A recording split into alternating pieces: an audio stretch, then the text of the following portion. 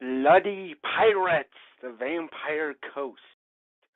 Avast ye, me hearties, how are ye this fine evening? I suppose ye have come to find my channel to find out what the big booty is. Well, come aboard ye ship, me mateys, and we'll see what it is. I'm not going to talk pirate during this whole video. I'm sorry. I will run out of way to talk here pretty quick. Well, welcome everyone. This is the Sage of Caldor again, and today we're going to be talking about, well, the announcement that just came out. We now have it. The Vampire Coast in Lustria is going to be the next upcoming faction. Now, I admit yesterday or 2 days ago, depending on your take, I admit I was shoving all this together at the last minute. My last video I discussed about how Albion was going to be the next faction Creative Assembly is going to put out. Didn't happen. I talked to one of my friends about this possibility, and he brought up this very interesting fact. Albion doesn't have a big enough army list, same with the Amazons, but they are united in their common purpose of worshiping the old ones. So, Creative Assembly might combine the two factions together and have it a faction like worshippers of the old ones. Well, anyway, the stars or the star of the show is Lucian Herculean Luctor, I believe. Well, anyway, the vampire captain, we'll call him that. Or, hang on a sec.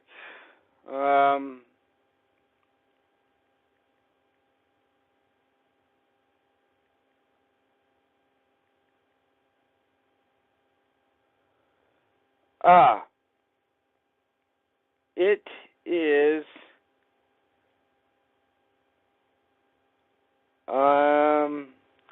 Luthor Harkon. Sorry about that. I just at that moment missed his name. Well, anyway, that's him. That's the mad vampire pirate captain in charge of the Vampire Coast, and we have seen all the comments. There's a lot of them. It seems virtually 80 to 90% of the people who saw the trailer was amazed at it, blown away. It was amazing. I have to admit, I wasn't initially excited about the Vampire Coast, but when I saw how cool the units looked and listened to the pirate music, I was excited. And really ingenious.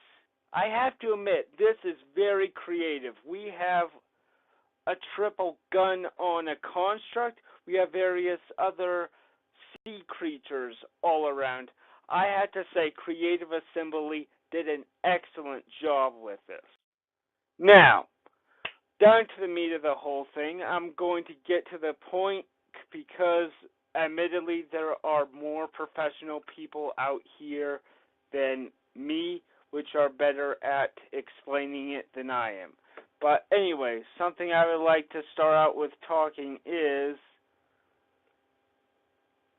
Vampire Coast and the Vortex. Now, I initially did not know how Creative Assembly was going to do this, but in the trailer, it talked about Luthor going across the Warhammer world to find various lizardmen trinkets, to put his mind back together, and this goes with the lore.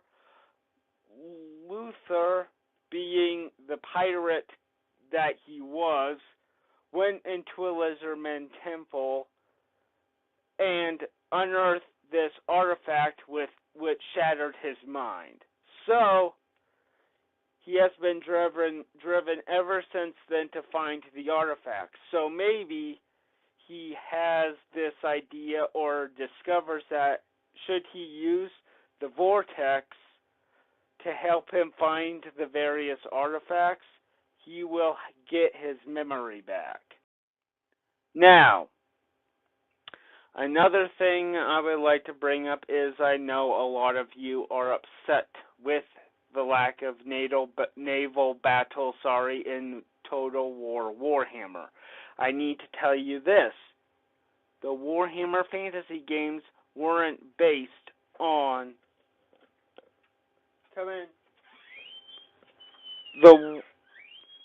Warhammer fantasy game wasn't based for naval combat. They have another game which Warfleet or something like that, but right now Creative Assembly doesn't appear to have all the licenses to do that. But anyway, Warhammer Fantasy is built for battles on an open enough field.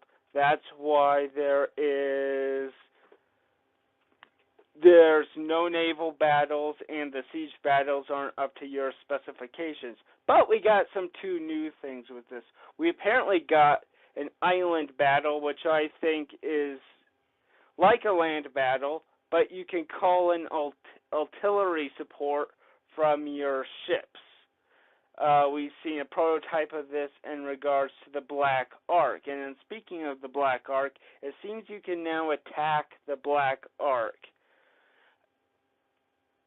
which we remember the Black Arks are used by the Dark Elves. This is important because I think it gives us a clue to who the next Dark Elf Lord is going to be, and I am 100% certain we have a feeling on who. Look here, Fellheart, what are you doing here? This video isn't about you. Go, go, go, go, go, go. Sorry about that. I don't know how on earth he has gotten in there, but anyway, this should give us a clue, and as Loki or Fellheart was so kindly enough to interrupt me in all this, it's a good bet it's going to be him. Creative Assembly tends to work things like building blocks, one step at a time. So, I believe we know what is to expect with the next Dark Elf Lord.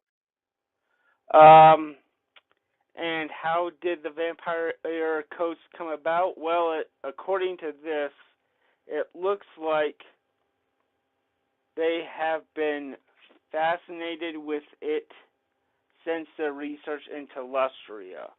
And they've gone through a lot of sources and reading inspiration to find out information on how to put this together. They even looked into the real-world history of piracy as well. They did take inspirations from Dreadfleet, but keep in mind, it's one thing to take inspirations from something, it's another thing to actually bring the whole system into Creative Assembly. But we'll see what happens. And I know some of you are upset that this pack doesn't have other factions. I admit I really wanted to see the southern realms like Astalia, Telia, not so much Sartosa, but we'll throw them in there, and the New World colonies, which are somewhere around here. Also, they're same with Albion.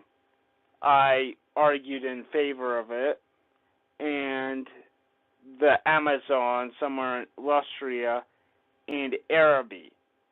I would love to see Cathay and Nippon, included, but that is going to be so far away, I don't think we'll be seeing them anytime soon.